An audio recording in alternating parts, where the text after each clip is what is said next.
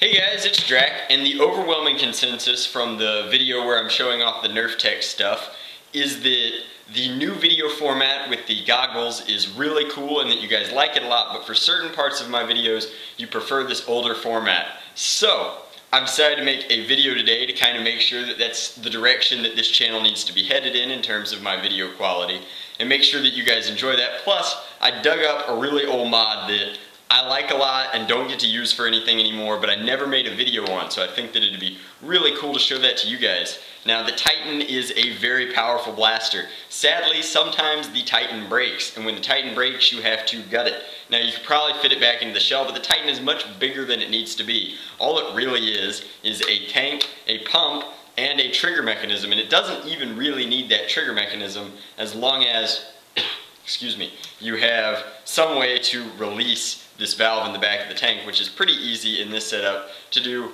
just like this. Now, this is a plug pump Titan down here, and I'm sure there's lots of different words for what this blaster is. I just kind of call it, along the same vein as some of Bobo's blasters, I call it a lull cannon because it's hilarious and it shoots way harder than anything that single needs to shoot. Now, to solve that problem, a long time ago, Nerfomania made me something really cool. He was tinkering with the idea, and I asked him to make me one, and he did. Now, again, I'm sure Nerfomania has a name for this that I'm not super familiar with at the moment, but he's probably got a name for it. I like to just call it the NoMcannon because that's exactly what it does. The basic premise is down here we have the ability to lock one of these shells into this, and that works like this. He's drawn arrows on them to make it stupid proof for me, and it locks them just like that and connects into the blaster. Now, each one of these shells has 3 barrels of CPVC 1/2 inch, and then all the dead space is filled with hot glue. So these fit into here and fire out of the lull cannon, and it just gets ridiculous results. I think that the original idea behind this when he designed it was that I needed a shotgun for HVZ, and that was long before I designed the Death Dealer, which is my ideal HVZ blaster, so this kind of just been collecting dust. But it's a really cool blaster. Nom's attachment makes it very usable. I'm sure with Steffen's I could get away with using a triple-barreled Titan at a Nerf war without it being too overpowered and too crazy.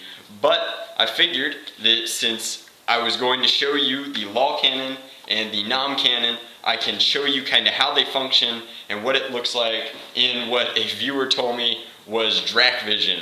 And so I've got my video goggles. Let's do that now. Alright guys, so we're here in Drac Vision. I hope that that doesn't sound too silly. I think it's really funny. So I'm going to start using that and just kind of see how I like it over time.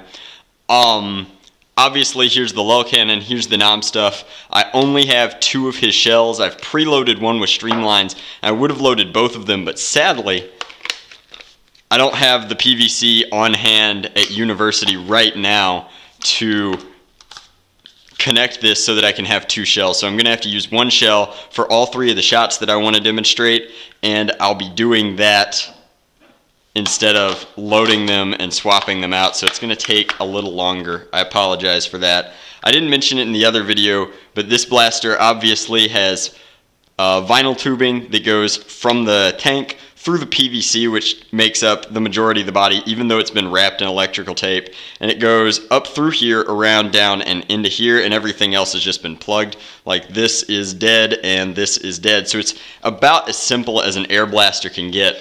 4, 5, 6, and it's constantly coming apart. 7, 8, 9, 10, and at about 10, we start going overboard. So this is with streamlines from about, I don't know, I'm probably like 12 feet from this wall. With streamlines, I think we're going to shoot the couch. And you can see that the spread is very tight and the ranges are kind of ridiculous. This whole thing is held together with friction right now, and I'm probably not using the NoMcannon like it's supposed to be. I know that he likes to eject the shells in a special way. So we're going to load these. It's worth mentioning that having the goggles makes this a lot easier to do on camera. So I like using the goggles, but I recognize that both formats have their merits, and it's worth mentioning that I'm not set on any one format yet. So whatever you guys have as an opinion is fine, and I'd love to keep changing it up. Alright, so here's another shot with streamlines. And I know that you can hear it, but the amount of force that this is delivering with stock darts is just ridiculous. I'm pretty sure that Nom unloads it like this, slides it up, over, and then pulls that back. There we go, and that ejects the darts. Now, with whistlers, I don't actually need the screwdriver. The original plan was that I would use whistlers for HVZ so that I could load them very quickly like this, and that we'd make like 6 or 7 of the little miniature shell pieces, and that's how that would work. So here's the whistlers. Again, I hold the trigger like this. This isn't a very practical blaster. It was never quite finished, I guess, and firing those, it's much easier to see the black darts. I wish I'd used all black darts for the demonstration, but that is the Titan Rifle NoMcannon thing, and I've used both different video formats. Obviously you can see this is how I had my camera set up, but facing that way towards me at the couch, and now I'm wearing my video goggles. So continue to give me input on the 2 separate video types and how you like them put together. I hope that the audio discrepancy between the 2 isn't too bad. I know that you guys can change it, but I hate that you'd have to do that, and I don't want to start like whispering when I wear the goggles because it really impacts how I talk. So, thanks for watching.